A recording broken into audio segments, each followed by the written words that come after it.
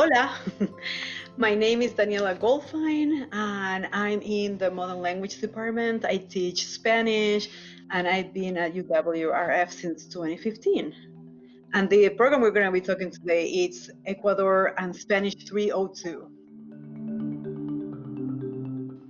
So the idea of the program is that instead of taking Spanish 302 in River Falls, in the classroom, you will be taking the same class, but a little bit faster, a little bit more intense, 3 weeks in Quito, in Ecuador, and also you get to travel a little bit around, but the materials, the grammar, the vocabulary is all going to be the same as the people taking it, on campus.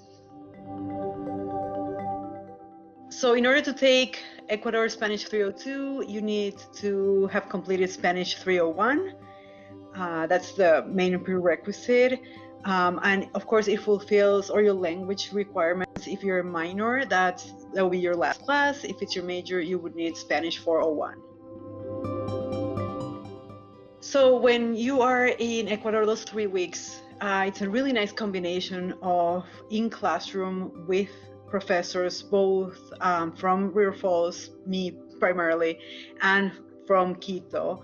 But then also you get to go on tours, not only in Quito, but you get to go to the Andes and maybe even the Amazon.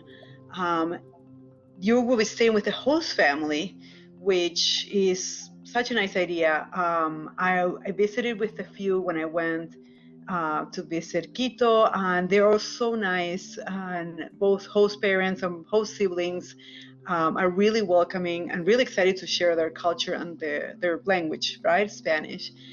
Meals are breakfast with families and then lunch on your own, but there are so many places around where you will be studying, which is called Fundación Cimas. There are many places there that you can eat, and then dinner again with family. I think it's the best combination to be with a host family. I can tell you because that's what I did when I first came to the US. I stayed with a host family, and 20 years later, we're still really close. So I hope you get to have the same kind of experience. I really enjoyed trying Ecuadorian food. It's a little bit different than Argentina. That's where I'm from.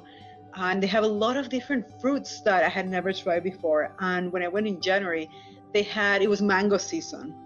So the people that were hosting me were crazy about mangoes. We had to stop many times to get mangoes. And then it's like, okay, I know how to eat a mango, right? No, I actually don't know, because they have a very special way of eating, which you almost suck the mango. And they showed it to me, and they laughed so hard because, of course, I couldn't do it. Apparently, I need many years of training like they have. But it was a lot of fun to try that, and not to mention the weather. It was so beautiful. It was warm in January. When we went to the Andes, we needed to wear, pants and a fleece, but that was it. And the people there, the community there in the Andes, it was amazing. I had never experienced anything like that. Very welcoming. And I hope we get to stay one night there, because I would love to see them again. So if you're considering coming with us to Ecuador Spanish 302, first of all, I would say if you want to talk to me, that'd be great. I can also show you some pictures that I took. They are very warm. Ecuadorian people, I found they're very warm wherever we went, very welcoming. Their Spanish also is very clear to understand.